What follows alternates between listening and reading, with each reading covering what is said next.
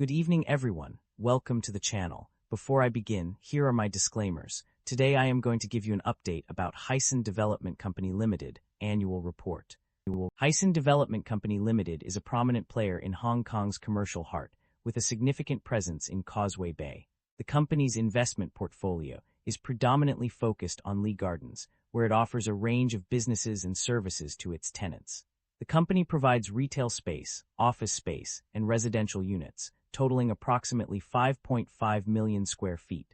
This diverse offering enables Hysan Development Company Limited to cater to various needs and preferences of its tenants, from commercial enterprises to individuals seeking housing.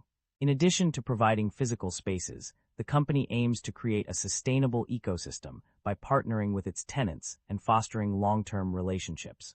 By doing so, Hysan Development Company Limited seeks to deliver a more balanced and diversified portfolio that meets the evolving needs of its stakeholders. The company's medium to long-term strategy involves refining and expanding its core business in Lee Gardens while investing in growth opportunities. This approach enables Hysan Development Company Limited to stay competitive and adapt to changing market conditions, ultimately driving its continued success as a leading developer in Hong Kong.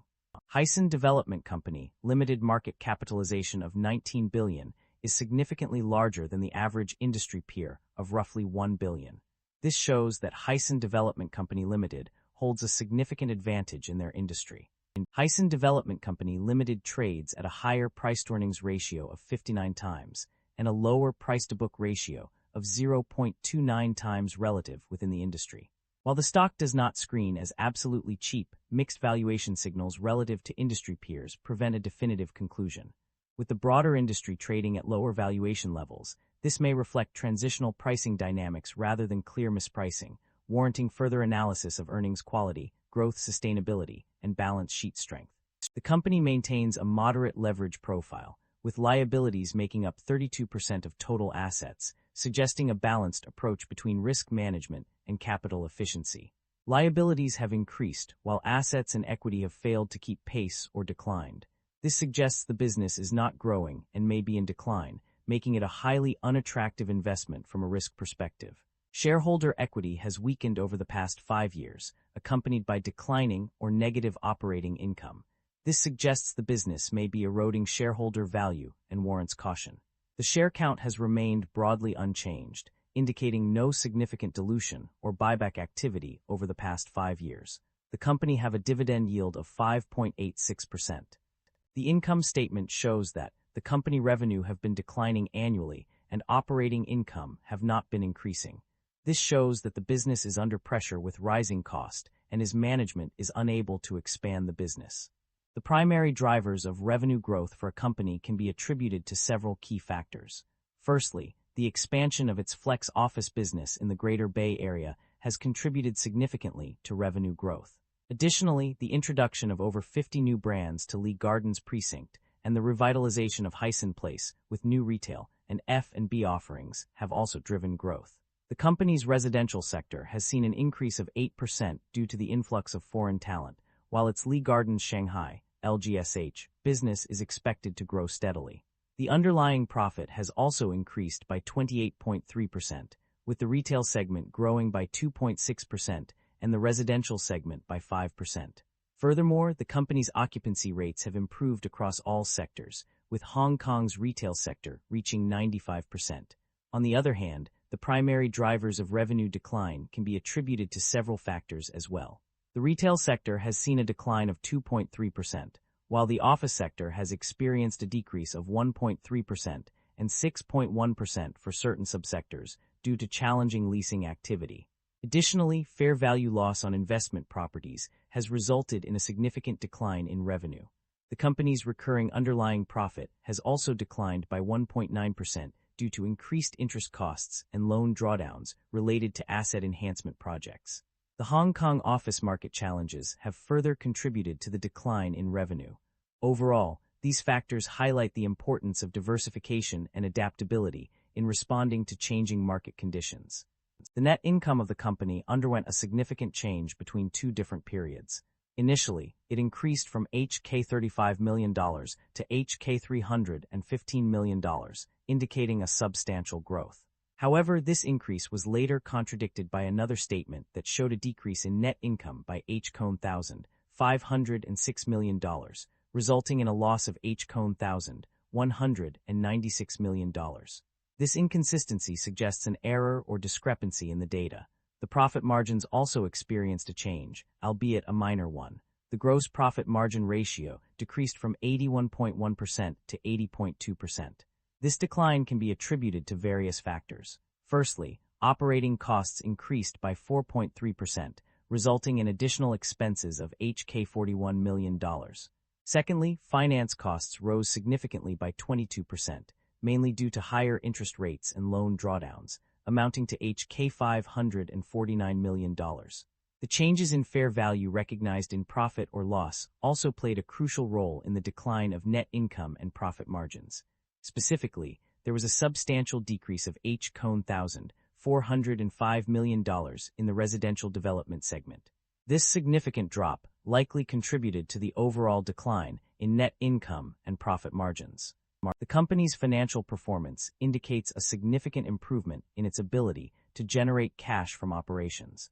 The data shows that the company has consistently generated positive operating cash flows over the past few years.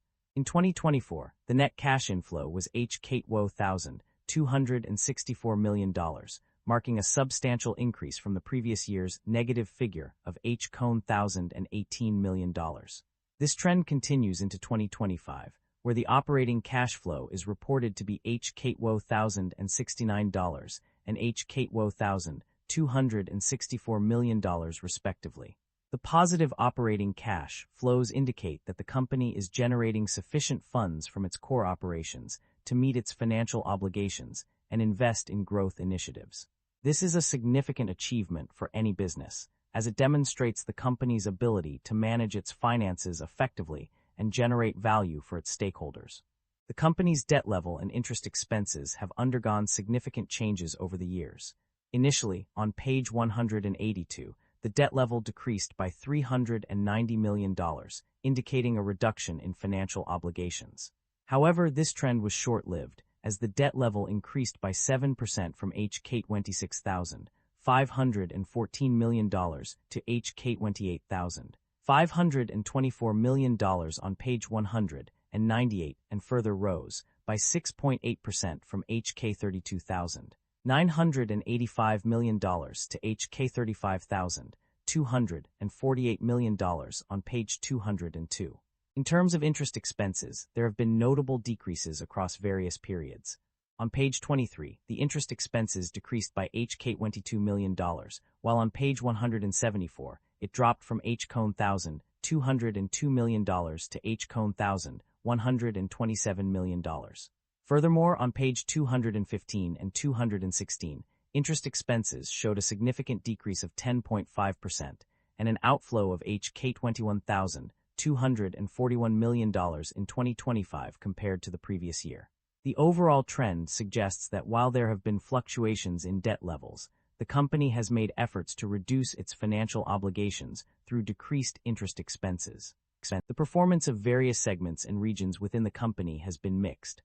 On the positive side, the retail segment has shown strong growth with a 2.6% increase, driven by improved traffic and tenant sales.